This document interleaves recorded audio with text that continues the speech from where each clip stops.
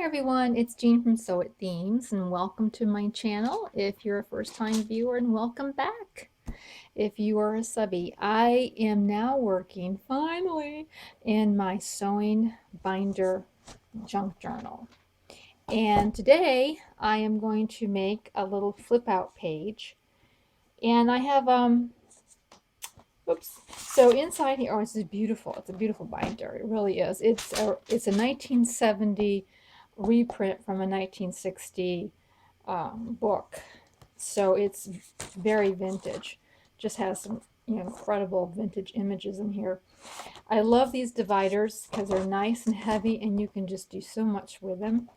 Today what I'm going to work on today is a flip out for the for journaling and whatever, and I'm going to be using window envelopes. So I have here a window envelope that I've cut on all three sides so that it opens up like so.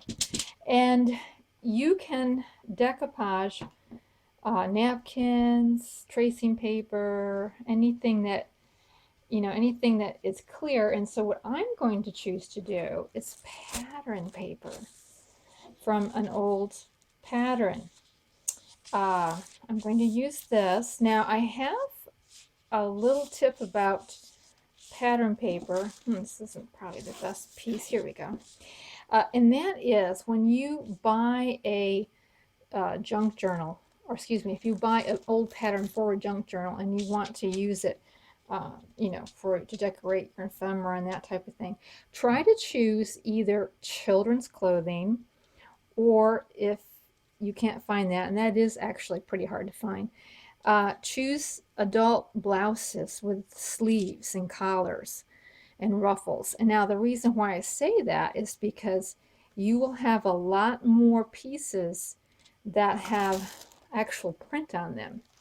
Because if you choose like a dress or a robe or something like that, it's going to have a lot of blank space, which is fine. I mean, you can also use the blank space, but I think in a sewing journal, it's always kind of fun to see all the lines in the different directions on the pattern itself.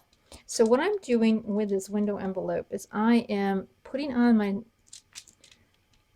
decoupage medium, and I'm being very careful not to go beyond the window, although I want to get as close as I can to the window. So once you put on the amount you like, then you can put on your pattern piece. Now, like I say, you can use like a napkin, anything that you can see through once you put it down. The key is you have to be able to see your window. If you want to use the window, which I do, you need to be able to see the window. So anything that's thin enough for that. Sometimes tissue paper is also good that people use to put inside gifts and such. So once you do that, then I go over it very lightly one more time. Again, I'm trying to avoid that window. And I don't really worry about it being wrinkled. That's really not my concern. So then once you've done that, I recommend you set it aside to dry. Now it can be very tempting to want to get the heat gun out, which I was tempted to do. And even though I was being very careful, I still shrunk the window. These windows cannot tolerate much heat at all. So no matter how careful I was trying to be, I ended up doing it anyways. And so it really wasn't worth trying to save that time. So I happen to have one that I've already done. And we get a napkin here. Take off the old stuff here. This is one I've already done. And so when it's completely dry, then I go in very carefully with, I'm using something pointy, but you got to be kind of careful. And then what you're going to do is you're going to start ripping out the paper. And I kind of like to put something up here along the side. And even though yeah, I don't think you really need to be too worried about how much you take off, because sometimes you will go a little past the paper, and I think it's okay, because we're going to do something different in that area. And if you go too far, like I just did, that is no big problem, because you can just come back in here with a little bit more glue. Now, if truth be told, the glue, this part of the window does not, this acrylic or this acetate does not like to be stuck with glue all that well. So it will want to tear away. But as long as you get like most of it out, you are good to go. So I'm kind of rushing here. Okay. And you can always just kind of fold it back. So all this gapping in here is okay, because we are going to do something about that. I will try to get a little bit of it down there. Okay. There we go. Okay, we'll get to this point. Now I want to trim around this area so you don't really see how it's kind of jagged on the edge, but then that might also be a look you're after. But I am going to do something a little to cover that up. Now remember, I think it was several videos ago, I talked about saving the ends of your paper. Like when you get a big pad, and you get a pad of paper, and there's this end up here, you have to, usually you cut that off. Save those, because now I have another purpose for them, and that is to trim out these windows. Now you could very well use washi tape. I mean, that would also work, but I am going to use this here to trim it off. And what I like to do is I like to do the two ends first. So you'll want to come over, we'll put this one down here, like this is how we're going to do it. Then you'll want to make sure that you come over the same enough to cover the top here, and cut it off right at this point so that you don't go over, you kind of like stay right in that area like that. And you'll see in a minute, I think once I do the corners, it'll make sense to you what I'm doing. So you'll want to put this down and the top and bottom down like so. And we'll just glue those in there.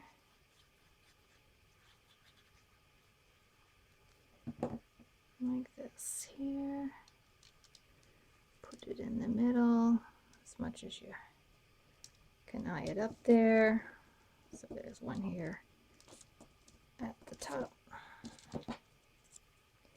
So what I'm going to do is make a mitered corner, which I think is especially pleasing when you're, especially when you're working with paper. Washi tape you can get away with a little bit because it's transparent, but I am going to miter the corners. So now we have done this, we're going to put this into here. So you see why you need to have, well, maybe you don't see that yet. So let's go ahead and cut this right here.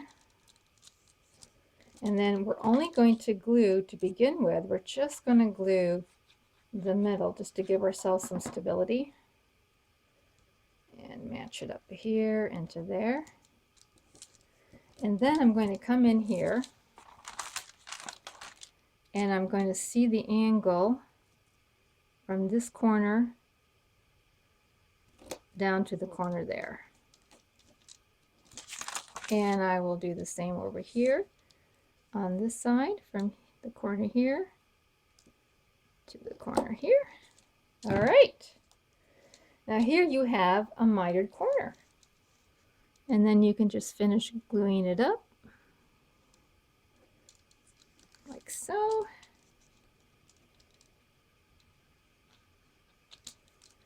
Like so there. And I will do, so you see why you need to be sure that this part here is going to match up with the edge of where this one's going to lay. Because you'll need that to be covered up, and then we'll just snip it off here. So I'm doing some measuring, but it's not anything, it's not with rulers, it's just trial and error, putting it up there. So we've kind of like tacked it down here in the middle so that we can still lift up here. Cut this corner, come down here, cut that corner. Now the reason I like to put these down first is that for me it's easier to cut these long ones in the corner than it is the short ones. That's just me. You can experiment and see which one, see which effect you like the best. But there we go. So that creates a little window. Now, you know, you could do this with washi tape too. I don't know why not. So now we have a window that we don't have to worry about seeing the way we've torn off the edges in there. So that looks really cool. And I am going to be placing this onto here, this flip out page, and I'm going to need a base to, you know, the part that's going to flip out, which is going to be like this here. It's going to flip like that. So I'm just going to measure really quick where I need to cut this guy off. We don't want to get too close to the holes. So let me just come over here and cut this. All right. So here is our flip out base, and we're going to want to put this onto here. So let me just put it here and get my little tacks. I think I had these in my last video. These are quilter clips. Quilters used to hold their fabric together sometime. And I love using them because they're so much easier to open than the bowl clips, those black ones. So much easier to work with. Now we are going to go ahead and cut our base down to match that part there.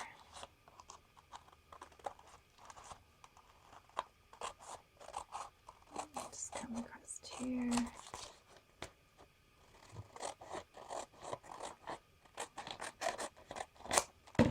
Cool. And I'm just going to cut here.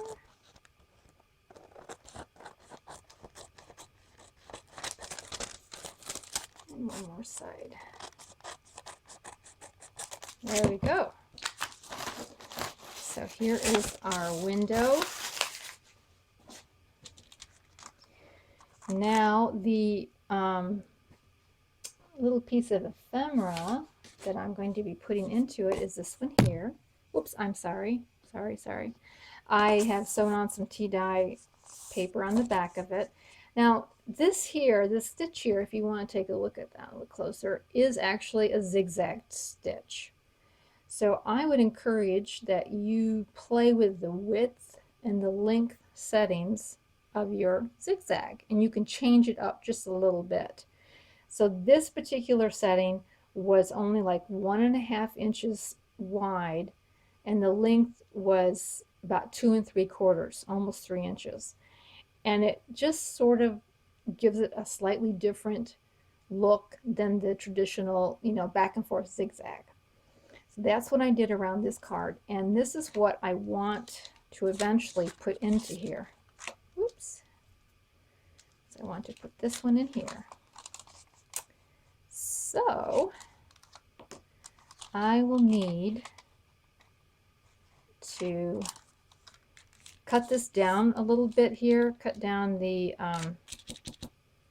this part of the envelope so that it can stick out a little bit to pull it out. So I'm going to cut that off just a hair. There we go. Cut that off. Cut it down a little bit. Alrighty. There we go. And I'll want to go here and here. And actually, since I don't want this to fall to the bottom, let's see. Well, I guess it'll be okay because it's coming down. Yeah. Yep, you can still see it. Okay, so I want to glue these 3 sides along here. And I see where I need to straighten it up just a little bit. So let me go and get that part done so you don't have to watch me. I'll be right back. Okay, I decided to sew around those edges, and on the inside I put a little bit of ephemera, and I am also going to use muslin to attach it to the main piece here so that it can flip out like this. Okay, and for this tag, now this is from Christy Art, and these words, these sayings here are from Mrs. Cox. She's got all kinds of sewing sayings, and I'll link those down below. And for this here, because this will fit inside here a little ways, I am going to take some of this tulle, because this kind of reminds me of having tulle underneath the dress, right? So I got this really cool pink that I think goes really well with her dress there. I had this folded, and then, so here we go. Scrunch it up. And I am going to attach this then to the top with a staple.